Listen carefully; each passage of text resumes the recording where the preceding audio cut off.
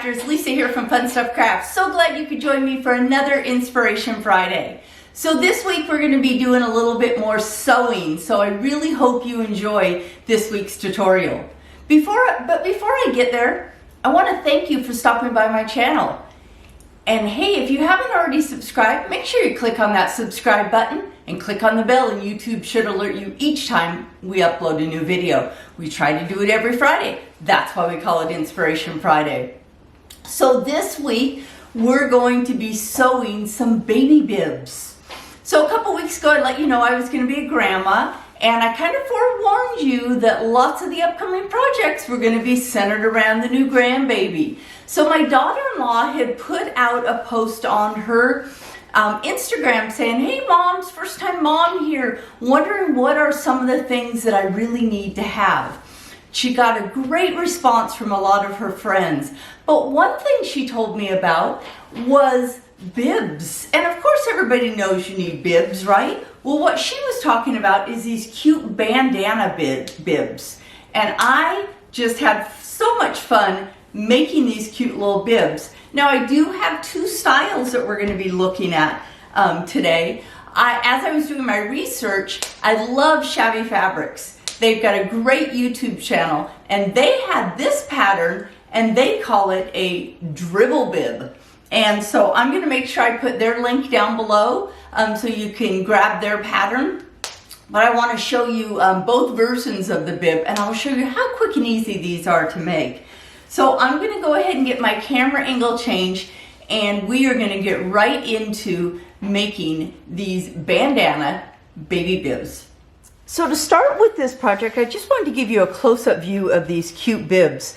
So this is just a standard triangle that I did, and it is a 12-inch. I start out with a 12-inch square, and then I cut it in half. So really easy, really basic. I love using my snaps, and so I did place 2 snaps on it, and it's totally reversible. So it's just cute as cute can be, and you can see both of those there. And then this is it all done up. On the Shabby Fabrics site, they had one that's got a slight change in it to just the basic triangle, and I thought it was really cute too. It's got a little bit more squared off edges here, and then it comes a little bit more to a round. Okay, so cute little pattern that they've got, and if you guys have never checked out their channel, they have got some great tutorials. So let me show you what I started out with. So I literally took a piece of butcher paper and I measured 12 inches and I folded it in half. As easy as that for my pattern. So you guys can see that this is the size of that bib. Their pattern is a great little pattern, and you can download it from their site, and you can see here that again you place it on the fold when you're getting ready to do it, and there their pattern is. So really cute, really easy. So I'm not going to go step by step on making theirs. It's basically the same process of how I'm making the triangle one, but I wanted to make sure I showed that to you. So the next thing you guys are going to need is you're going to need some fabric. And I love to use flannel. And so I picked up, I'll just show you all this flannel I picked up. I picked these up in fat quarters. And so, and since the bibs are reversible, I'm going to do this cute little flowers with this on the back side. And then I thought these owls were cute. And they've got kind of like that steel blue color is really pretty. These foxes are just cute as can be. And how cute is that? And then the one that we're going to be working on today is these cute little foxes and owls and bears and these cute polka dots in the back. So one thing that I think is really cool, you guys, is these 4 bibs that I made right here. Those are out of 2 fat quarters. So if you lay your fabric out just right, you can get 4 bibs out of it. So, which works out really nice. Now I'm going to lay my fabric together, and I always like to give my fabric a good press. Now I did wash this flannel before we started, Wanted to give it a good wash. Now I know a lot of first-time moms, you know, they go through the stages of what they want clothes washed in and, you know, those type of things. But just to start out with, I like to wash it. It also helps with any chance of shrinkage at all. So what we're going to do is we are going to fold our fabric, okay?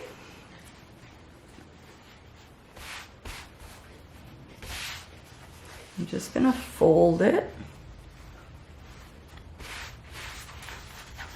And actually, you know what? Lisa's thinking about, I was making the other one, so I'm not going to fold it. That's right.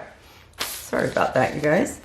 And so I'm just going to lay it on. I'm going to make sure that I've got both my fabrics there, okay?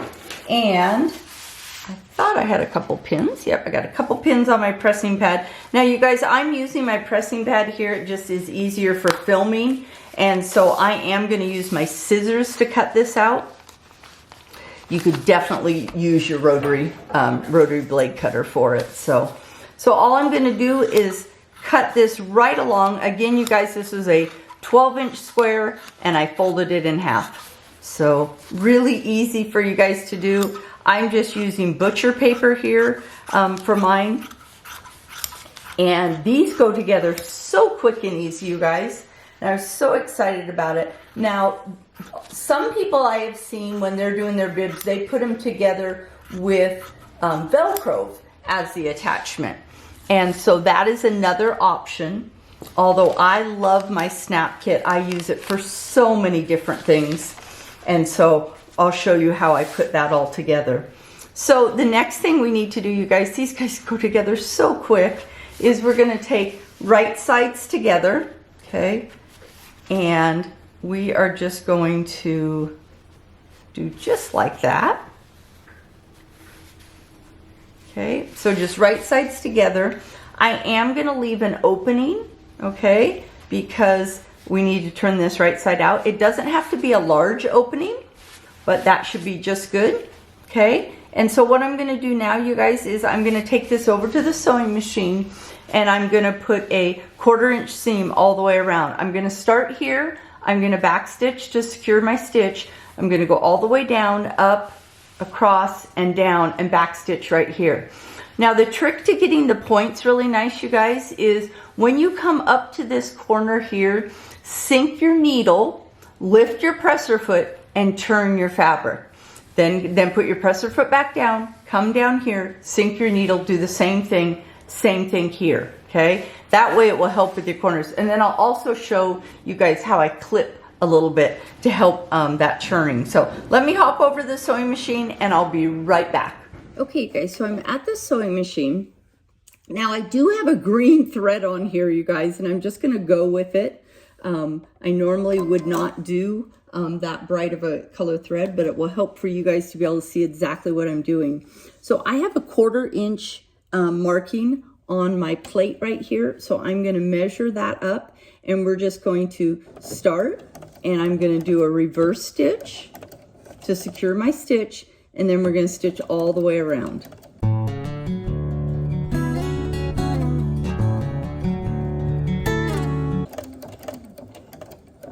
Okay, I sunk my needle. I'm going to raise my foot, and I'm going to bring my fabric around, and I'm going to sink my needle again.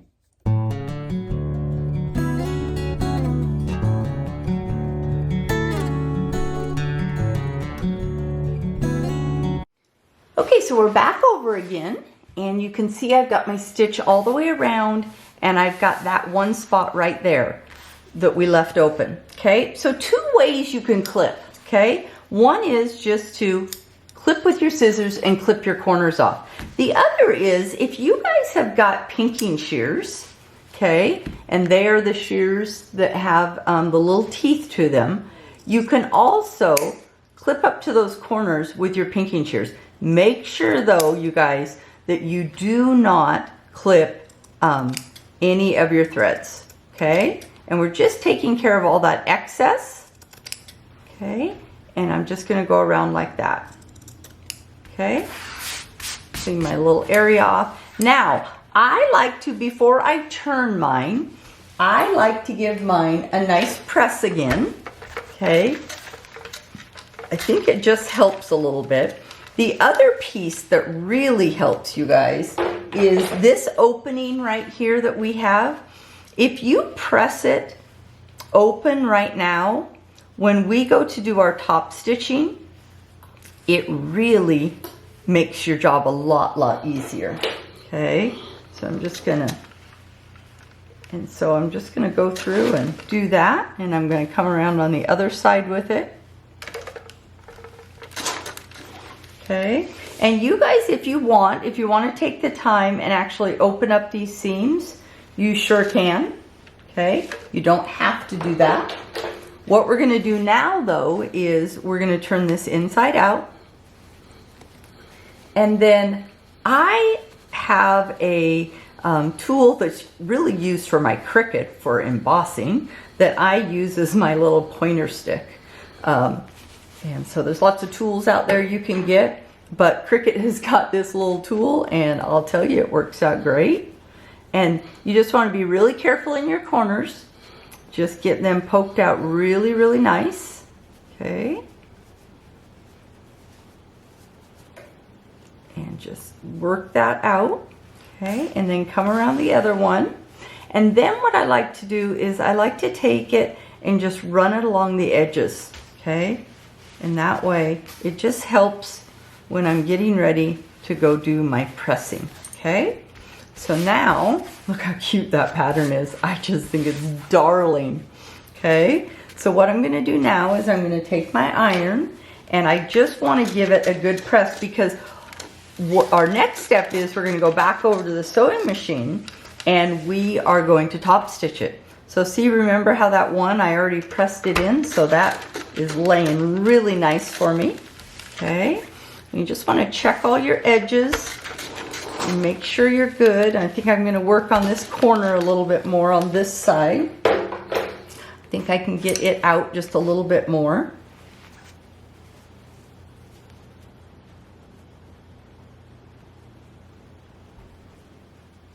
Yep, might as well try that one. Okay, so I'm going to do one more press, and then you guys, we're going to hop back over to the sewing machine. I'm going to leave that thread in.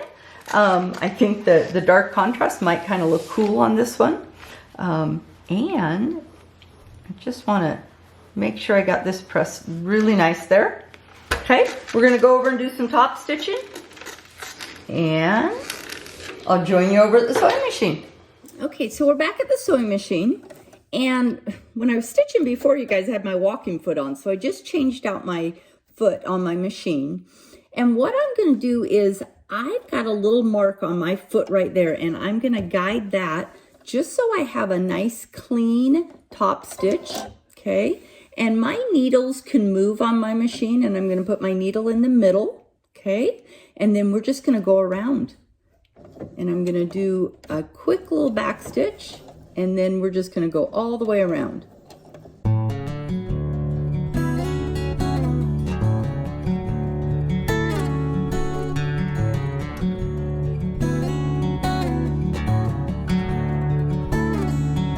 Okay, so we're back over again, and you can see I've got my stitch all the way around, and I've got that one spot right there that we left open. Okay, so two ways you can clip. Okay, one is just to clip with your scissors and clip your corners off. The other is, if you guys have got pinking shears, okay, and they are the shears that have the little teeth to them, you can also clip up to those corners with your pinking shears. Make sure, though, you guys, that you do not clip any of your threads, okay? And we're just taking care of all that excess, okay?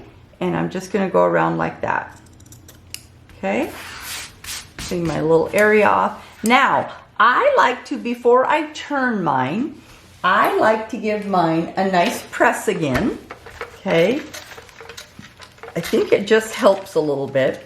The other piece that really helps you guys is this opening right here that we have.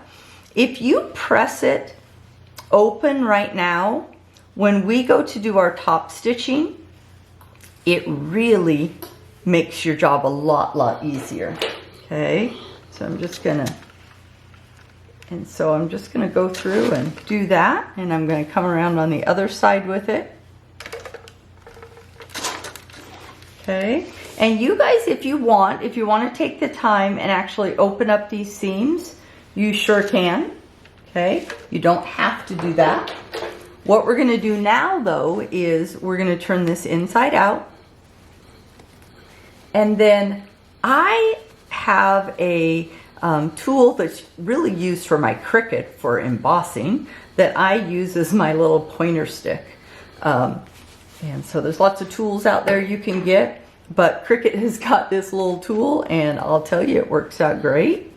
And you just want to be really careful in your corners. Just get them poked out really, really nice. Okay. And just work that out. Okay, and then come around the other one. And then what I like to do is I like to take it and just run it along the edges. Okay, and that way it just helps when I'm getting ready to go do my pressing.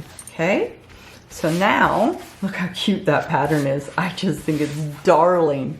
Okay, so what I'm going to do now is I'm going to take my iron, and I just want to give it a good press, because our next step is we're going to go back over to the sewing machine and we are going to top stitch it. So see, remember how that one I already pressed it in, so that is laying really nice for me.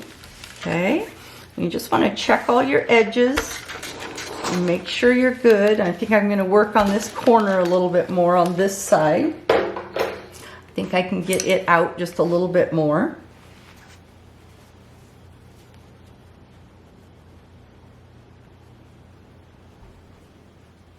Yep, might as well try that one. Okay, so I'm going to do one more press, and then you guys, we're going to hop back over to the sewing machine. I'm going to leave that thread in.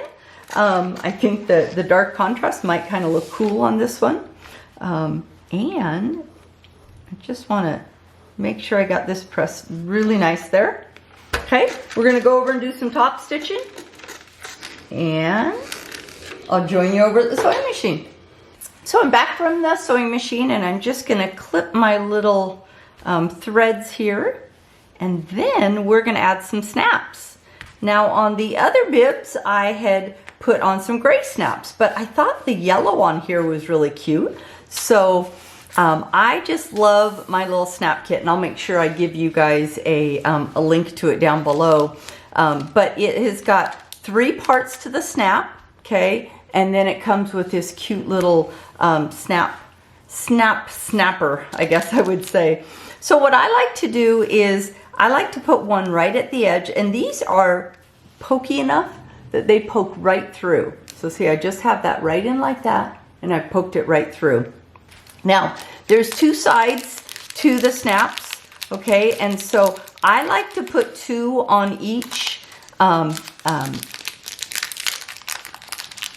bib, so that way they can do it for different sizes. Okay, so there is this side of the snap, and then this side. Okay, so make sure you get the right sides on. Okay, and so what I'm going to do is I just take that, doesn't matter which goes which way, right? So I'm putting this on the outside on this one, and this one on the inside, and my little snap kit, the base or the cover goes there, and the inside part goes there.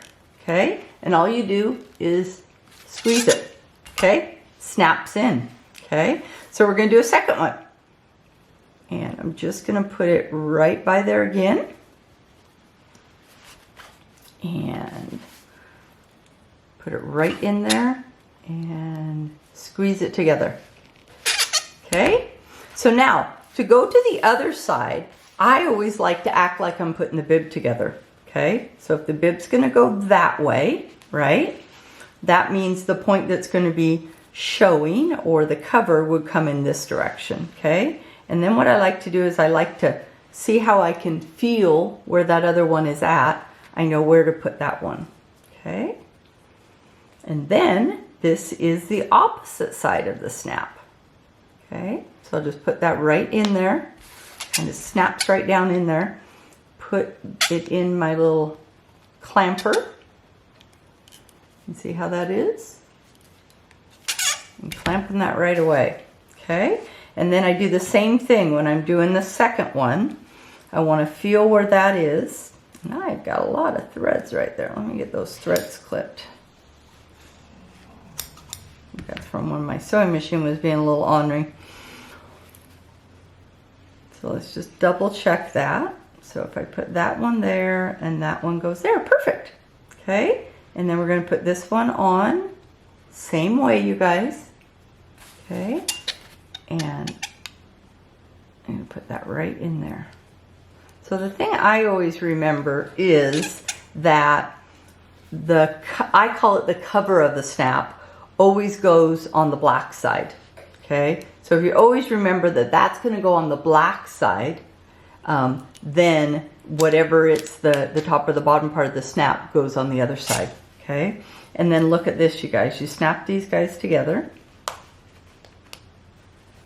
Okay, and so how cute is that? We've got this bib, right, go in this direction, and the snaps look really nice. But look at this, you guys.